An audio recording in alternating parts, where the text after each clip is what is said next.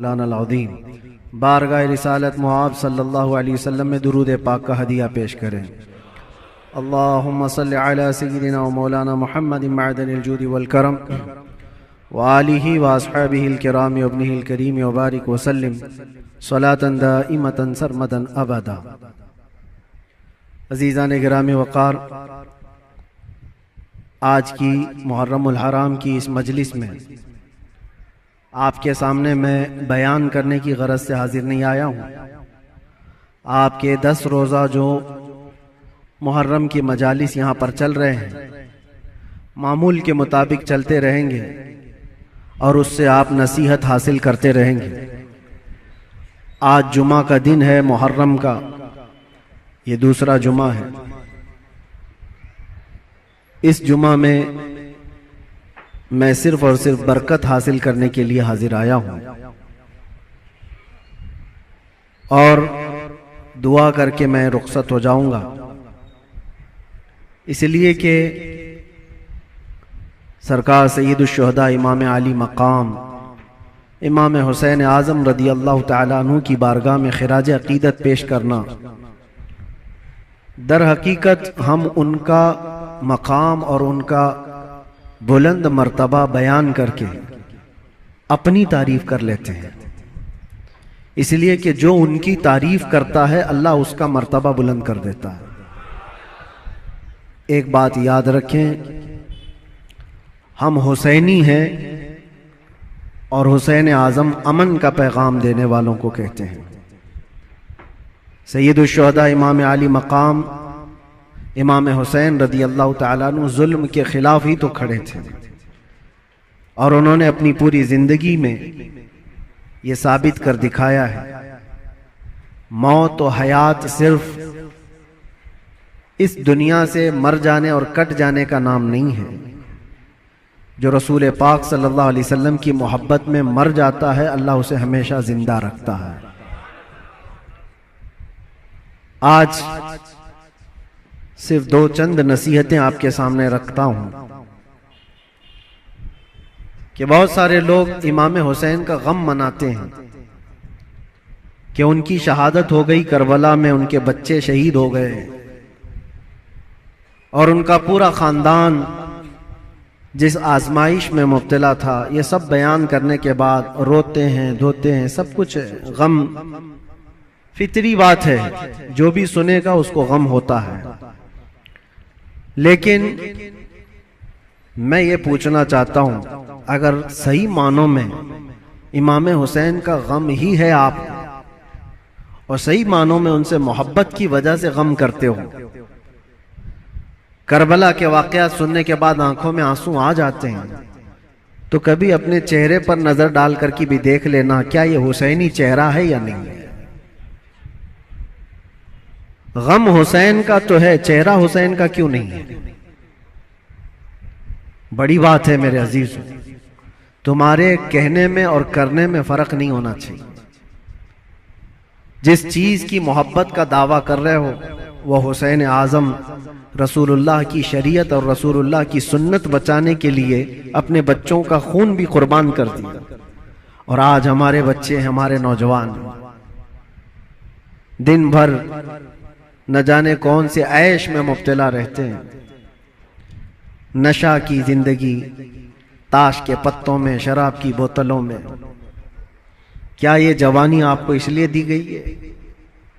हुसैन आजम का जिक्र सुनने वाला कभी ऐसा नहीं कर सकता कि उसकी नशे से दोस्ती हो, कभी नहीं हो सकता। कभी याद करो कि 3 दिन के भूखे और प्यासे सब्र के उस पहाड़ को। एक बात मैं आपको बता दूं, हमारे बच्चे की उंगली में भी अगर चोट आ जाए ना तो बेकरारी बढ़ जाती है। मैंने देखा है, मेरा 1 साल का बेटा, दरवाजे में उंगली उसकी फंस गई थी, उंगली कट गई थी, तो लेकर दौड़े डॉक्टर के पास। डॉक्टर जब सुई से टाके लगा रहा था, बच्चा चीख मार रहा था, चिल्ला रहा था, और सच बताऊं मजबूत दिल होने के बावजूद भी हमारे पैर कांप रहे थे। बार बार ये दिल कर रहा था कि बच्चे को थाम लूं। डॉक्टर और नर्स हमें आने से मना कर रहे थे, आप दूर खड़े रहिए, इलाज कर रहे हैं। उंगली के टाके देखा नहीं जाते हमसे अपने बच्चे के। वो इमाम हुसैन 6 महीने के बच्चे को लेकर जब यजीदियों के सामने आए, सिर्फ पानी के एक कतरे के लिए, और उन यजीदियों ने दूर से तीर चलाकर इमाम हुसैन के बच्चे को शहीद कर दिया। गले में तीर चला और खून का फव्वारा निकलकर इमाम हुसैन के चेहरे पर लगा। जानते हो मेरे अजीजों, अपने हाथों में उस बच्चे को लेकर क्या उन्होंने रोना धोना किया? नहीं, अल्लाह की बारगाह में पेश किया और अर्ज किया कि मौला मेरी ये छोटी कुर्बानी भी कबूल फरमा ले। क्या इतना जिगर है किसी के पास? एक तरफ भांजों के भतीजों की लाशों को देखना, अपने भाई की, सगे भाई की लाश देखना, बहुत सब्र किया, लेकिन कभी आप सोचते हैं ये सारा सब्र किसके लिए था? इसलिए था कि हुजूर की शरीयत हम तक पहुंच जाए, आने वाली नस्लें सीधे रास्ते पर चल सकें, इसलिए इतनी बड़ी कुर्बानी थी। और अगर आज हमारा नौजवान सीरत हुसैन पर नहीं चल सकता तो फिर वो गम हुसैन मनाने का अहल भी नहीं है, वो करबला सुनने का अहल भी नहीं है। करबला के वाकयात सुनने वाला नौजवान वो सच्ची तौबा करके सच्चे रास्ते पर चलने का अज़म करे तो ही हकीकी मानों में वो हुसैनी कहलाता है। और आपको पता है हुसैन आजम के साथ कौन था करबला में? सिर्फ उनका खानदान। 82 लोग, 82 लोग गए थे, जिसमें से तो 72 के करीब शहीद हो गए। औरतें बची थी, आपकी बहन और आपकी बीवी, आपकी बेटी, या औरतें जब कैदी बन करके जा रही थी। लोग उल्टा सीधा बयान करते होंगे, लेकिन सही मानों में रिवायत यह है कि उन अहले बैत की खवातीन को उस हालत में भी पर्दे में देखा गया है। अहले बैत की कोई औरतें बेहिजाब नहीं थी, वो अपने पर्दे की पाबंदी कर रही थी, जैसे चाहे वैसे। आपको एक बात बताता हूं, जब इमाम हुसैन का सर लेकर के दिमश्क में पहुंचे, दिमश्क में जब पहुंचे तो पूरे लोग सर इमाम हुसैन को देखने के लिए भीड़ लगाए हुए थे। तो उस वक्त हजरत बीबी सकीना जो 9 साल की थी, इमाम हुसैन की बेटी, वो भी चल रही थी। एक सहाबी वहां दिमश्क में रहते थे हुजूर के, उनकी उम्र ज्यादा थी, 80 साल के करीब के थे। उन्होंने पहचान लिया इमाम हुसैन की बेटी को देख करके। वो करीब आए, कहा बेटा अफसोस है कि रसूलुल्लाह के इस नवासे को शहीद कर दिया गया, हम कुछ नहीं कर सके, बताओ कोई हाजत है तो मैं तुम्हारी हाजत पूरी करूं। ऐसे वक्त में एक घर, जिसके घर से सब कुछ लुट गया हो, खाने पीने को भी ना हो और कैदी बनाकर ले जाया जा रहा हो, उस वक्त नन्ही सी बच्ची ने क्या कहा जानते हैं आप? कहा, ऐ मेरे नाना के सहाबी, ये जो मेरे बाप का सर नेज़े पर डालकर ले जा रहे, इसको थोड़ा आगे कर दीजिए, ये जुलूस में आगे कर दीजिए। कहा क्यों ऐसा कह रहे हो? कहा इसलिए कि उस सर को देखने के लिए भीड़ जमा हो रही है और वो सर देखते देखते लोग हमारी इज्जतों को भी देख रहे हैं, हमारी तरफ भी देख रहे हैं, हमारी बेपर्दगी ना होने पाए। जो सर देखना चाहते वो सर देखें, हम तो कम से कम महफूज रहे। उस आलम में भी अपने पर्दे की हिफाजत करने वाली अहले बैत की वो छोटी सी बच्ची पर कुर्बान जाओ। आज हमारी भी औरतें हैं, औरतों को इस करबला के वाक़े से ये सीखना चाहिए कि जितने ऐश परस्ती में दुनिया तुम्हें आज बाहर दावत देकर बुला रही है, मेरी बहनों, ये हकीकी जिंदगी नहीं, इस्लामी जिंदगी ये है कि रसूलुल्लाह सल्लल्लाहु अलैहि वसल्लम के अहले बैत से जुड़े हुए हर खातून ने ऐसी जिंदगी गुजारी है कि किसी अजनबी ने जिंदगी भर उनके किसी चीज को देखा नहीं है। अल्लाह करे कि हमें वो जिंदगियां नसीब हो। बस मेरा ये पैगाम है कि हुसैन आजम को सुनने के लिए सिर्फ रोना धोना जरूरी नहीं, बल्कि हुसैन आजम को सुनने वाले को ये अज़्म और हौसला रखना चाहिए कि मैं अपनी ख्वाहिशात को मार करके अल्लाह की रजा के लिए जीऊंगा। अल्लाह की रजा के लिए जीऊंगा। जो बुरी आदतें जिंदगी में आती हैं उसको तर्क करना ये भी एक बहुत बड़ा अज़्म है, एक बहुत बड़ा हौसला है। नौजवानों से मैं गुजारिश करूंगा, आज पूरी दुनिया तुम्हारी तरफ देख रही है। आज जानते हैं हमारी कौम को क्या क्या इल्जामात हैं कि नशा तुम्हारे यहाँ बिकता है, नशा तुम करते हो, झूठ तुम बोलते हो, चोरियां तुम्हारे मोहल्ले में हो रही हैं, बहुत सारी आवारगियां। ये सब बातें क्यों आई तुम्हारे अंदर? रसूलुल्लाह सल्लल्लाहु तआला अलैहि वसल्लम के खानदान से मोहब्बत करने वाले, अहले बैत से मोहब्बत करने वाले अपने मुआशरे में ऐसे तो नहीं रह सकते। जिस रसूल ने कहा सफाई आधा ईमान है, आज हमारे मोहल्लों में सफाई नहीं। बात सिर्फ यही है कि सिर्फ जुबान से हुसैन हुसैन कह लेने का नाम हुसैनी नहीं होता, हुसैनी नहीं होता। अपने अमल से ये साबित करके दिखाओ कि हम हुसैनी किरदार रखते हैं, यजीद से आज भी नफरत रखते हैं। और आखिरी बात, हुकूमतें सबकी जाएंगी। आज जो तख्त पर बैठे हों कल उतर जाएंगे। यजीद 3 साल तक हुकूमत किया, अपने 3 साला दौर में उसने बहुत जुल्म किया, लेकिन तख्ता खत्म हो गया, यजीद मर गया। मुझे बताओ आज पूरी कायनात में झंडा यजीद का लहराता है या हुसैन का लहराता है? वजह यही है, हक के लिए जो खड़ा हुआ रब ताला उसे कयामत तक जिंदा रखता है। इसीलिए हमेशा इस बात को याद रखो मेरे अजीजों, जुल्म करने वाले जुल्म करते रहेंगे, मसाइब आते रहेंगे, मुसीबतें आती रहेंगी, मशक्कतें आती रहेंगी। अंधेरा होगा तो अल्लाह ताला की तरफ से उजाला भी जरूर आएगा, उजाला जरूर आएगा।